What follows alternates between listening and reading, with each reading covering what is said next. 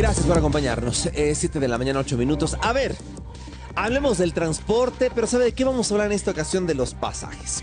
¿Cuánto se debería pagar? ¿Cuánto realmente deberíamos nosotros soltar de nuestra billetera para poderle cancelar a ese transportista? En estos momentos, usted sabe, el pasaje, por lo menos en La Paz, se dicen 2.40 para tramos cortos y 3 bolivianos para tramos largos, pero tendríamos que tener a 3.50, 4 bolivianos, y lo que se ha sentido durante por lo menos estos últimos días, algunos hasta 5 bolivianos. Hubo una confusión total porque, claro, cada transportista ponía el precio que él creía, a pesar de lo que decían sus representantes, y sí, fue así, aunque muchos digan que no. Voy de inmediato a establecer contacto con el señor Freddy Koch. Él es experto en transporte, movilidad urbana, hoy para agradecerle mucho este contacto que tenemos arrancando el mañanero. ¿Cuánto deberíamos pagar? Es la pregunta. ¿Cómo está? Bienvenido, Freddy. Héctor le saluda. ¿Qué tal, Héctor? Muy buenos días. Un gusto estar en el mañanero. Bueno, yo hacía una referencia de los precios actuales, pero seguro ha escuchado usted las declaraciones de muchos de los transportistas sobre este tema del alza, que esto se debe al tema del combustible, que si la gasolina, que si el diésel, claro, separando los dos transportes, digamos el urbano y el otro que es el interdepartamental, abocándonos puntualmente a lo que sucede en la ciudad. ¿Está correcto este precio? ¿Debería mantenerse? ¿Debería existir alguna modificación? ¿Qué opina usted? Bueno, dice Héctor, el tema de la tarifa es un tema absolutamente técnico, ¿no? Existe una manera de calcular esto, ¿no? El cálculo de la tarifa se lo hace en función a los costos de operación, lo que cuesta realmente operar este vehículo, y esto se lo divide entre un factor que se llama el IPK. En este momento yo les voy a dar una explicación muy rápida, digamos, de lo que significa esto, ¿ya? Y esto se lo multiplica por un factor de ajuste a la inflación, ¿no? Entonces, ¿qué es el IPK? El IPK es la cantidad de pasajeros que lleva un vehículo, que suben un vehículo y bajan de un vehículo en un kilómetro, ¿ya? Por eso el índice pasajero kilómetro, ¿ya? Entonces, cuanto más pasajeros suben y más pasajeros bajan de un vehículo, ese vehículo es más rentable, ¿me entiende? No es rentable un vehículo en el que sube pasajeros, digamos, en la parada, se quedan durante todo el trayecto y bajan en la última parada. Eso no sería un buen negocio para los transportistas. El negocio del transporte funciona entre cuántos pasajeros están subiendo o están bajando, o lo que también ellos denominan la rotación. Es ahí donde se hace el negocio. Y este es un elemento muy, muy variable en función a las rutas, ¿no? Yo tengo algunos gráficos que quiero compartir con ustedes donde van a poder ver cómo va variando este valor del IPK en función al tipo de ruta y al tipo de vehículo. Existe, por ejemplo, no sé si me pueden ayudar con las imágenes, ahí hay un valor, por ejemplo, para buses que va variando entre 2 y va variando entre 10, un IPK de entre 2 y 10, dependiendo de la ruta, ¿no? Esto es también súper variable con los micros. En los micros tenemos valores similares. Entonces, cuanto más bajo es un IPK, entonces la ruta es menos rentable. Y cuanto más alto es mucho más rentable. Entonces, en La Paz, por ejemplo, tenemos rutas de buses como la del bus 2, digamos, que todos conocemos, que tiene un IPK de casi 9, ¿no? 9 pasajeros en un kilómetro que están subiendo y están bajando. Entonces, esto es muy rentable. Pero, por supuesto, existen también IPKs de 1.3. Realmente rutas que no prestan un buen servicio.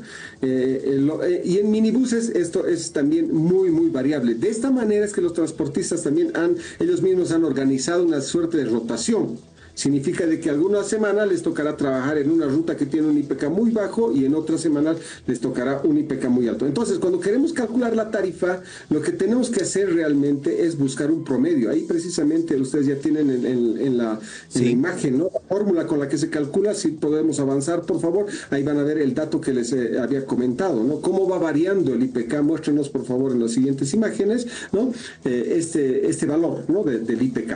Ahí fíjense, les decía la ruta del 2, que es la tercera barra de contador desde la izquierda, que es la de la ruta del micro 2, pero hay otras que son mucho más bajas. Fíjense, la penúltima, por ejemplo, que está en algo más de 1, ¿no? Entonces, muy bajo. Esto es para los micros de La Paz, para los buses de La Paz. Si mostramos las siguientes imágenes, por favor, ahí para ir avanzando.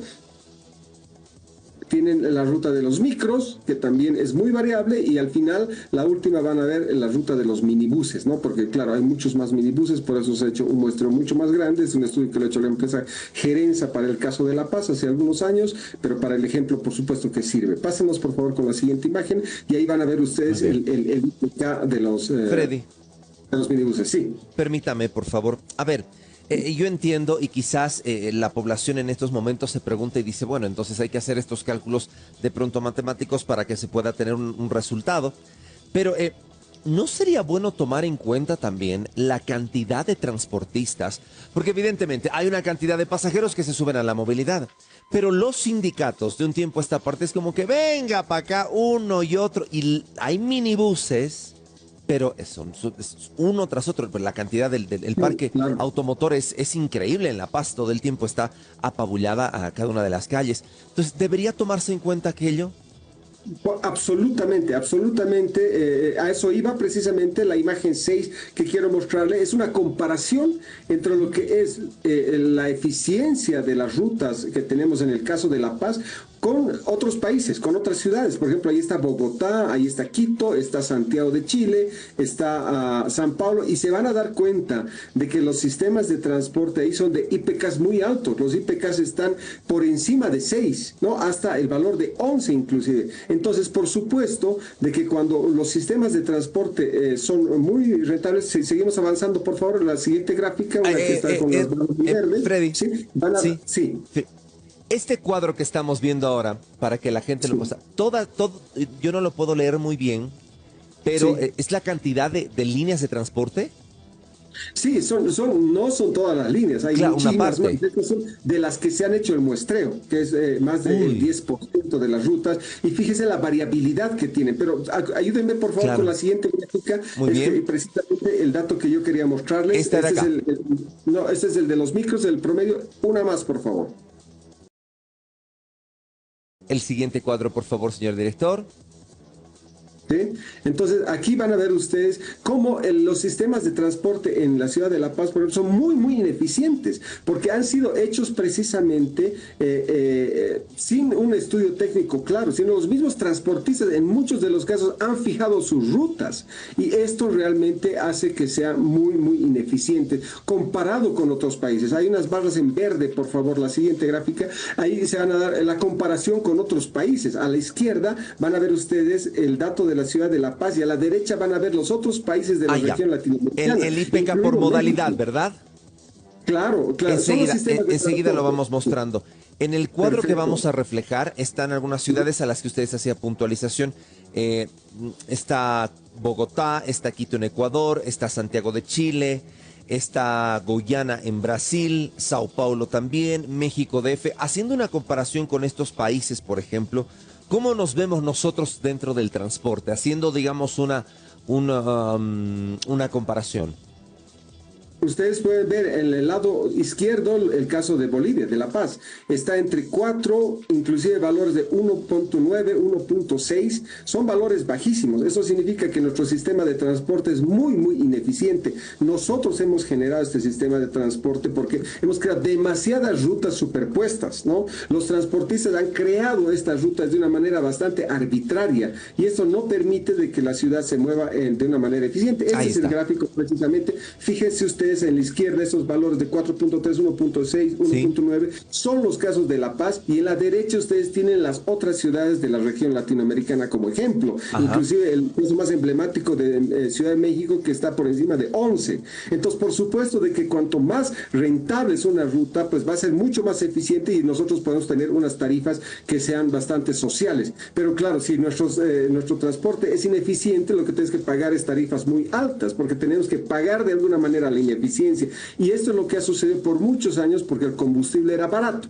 Como el combustible era barato, entonces podíamos meter y meter y meter más transporte sin preocuparnos de la eficiencia. Eso es lo que yo quiero que entiendan. Entonces, ahora de que el combustible tiene un precio internacional, necesitamos ser mucho más eficientes en el transporte. No podemos seguir teniendo sistemas que sean tan ineficientes.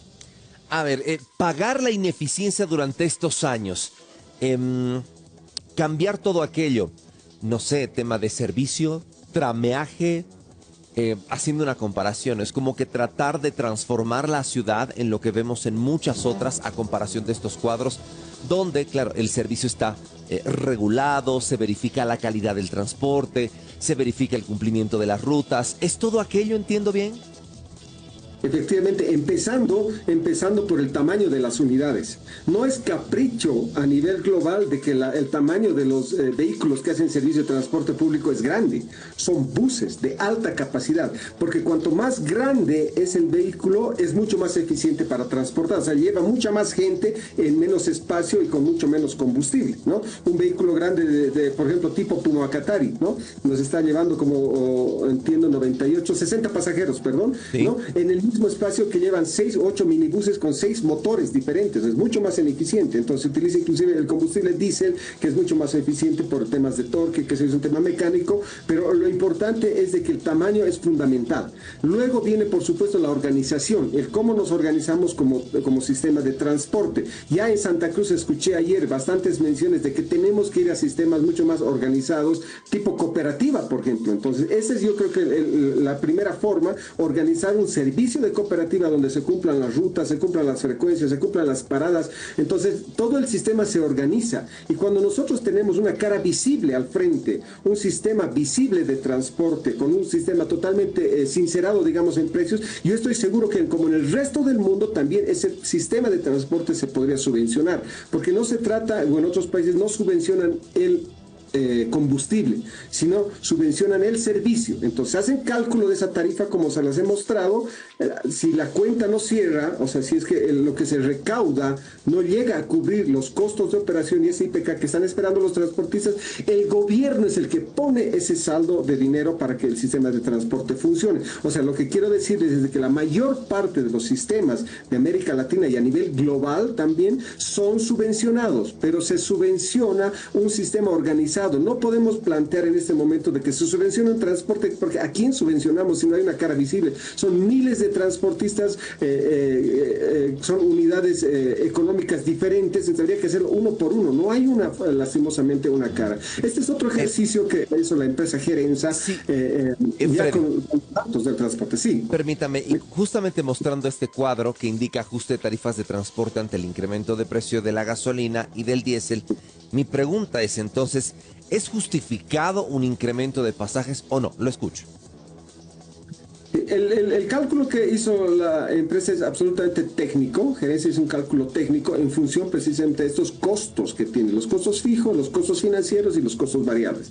Dentro de los costos fijos está el precio del combustible.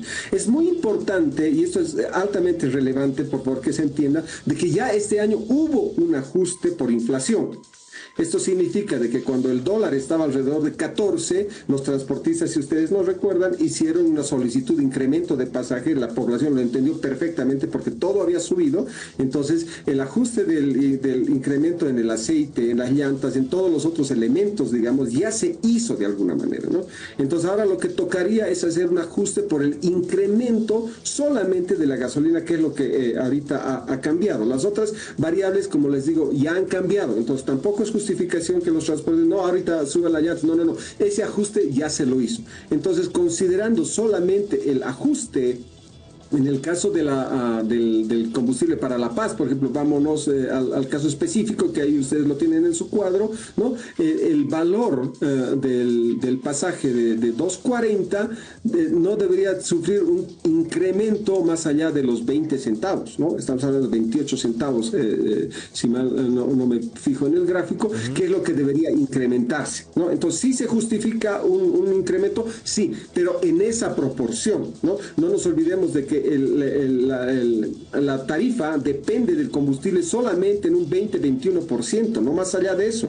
Entonces tenemos que ser justos con la población y pensar de que solamente van a ser. Ahora, este es un ajuste técnico, esta es una propuesta técnica, si ustedes quieren, y en función de esto se tiene que hacer una negociación, pero una negociación basada fundamentalmente y pensando en la economía de la población. Perfecto, muy bien. Bueno, yo me quedo con eso y una vez más insisto en la cantidad de movilidades que tenemos en La Paz, por ejemplo, aparte del trameaje y este delicado tema. Yo no sé cómo, bueno, dicen, todos tienen derecho a trabajar, evidentemente, pero la queja de la ciudadanía era la siguiente, que los transportistas del Alto trabajen en su ciudad, porque bajan a La Paz, trabajan acá, hacen el dinero y luego vuelven a subir, y eso, un parque automotor que está explotando tantas movilidades y como le decía, ¿no? Ven aquí una otra movilidad, una y otra los diferentes sindicatos y eso genera un problema y además un desánimo de continuar con este servicio. Freddy, le agradezco muchísimo por su tiempo, ha sido muy amable por explicarnos. No, un gusto, un gusto. Y por favor, hagamos de esto una oportunidad para mejorar nuestro sistema de transporte. Sí. Como país nos estamos ahorrando mucho dinero por la subvención de hidrocarburos, pero de pronto es plata que podemos invertir en mejorar nuestro sistema de transporte. Un gusto. El gusto ha sido mío, por favor, de conversar con usted, Freddy Coche, experto en transporte y movilidad urbana. ¿Usted qué opina del transporte? Hice un TikTok el fin de semana que se comenzó a hacer viral sobre ciertas cosas que nos perjudican a los ciudadanos al momento de utilizar el transporte. ¿Qué deben mejorar? Simplemente recomendación para nuestros amigos del transporte.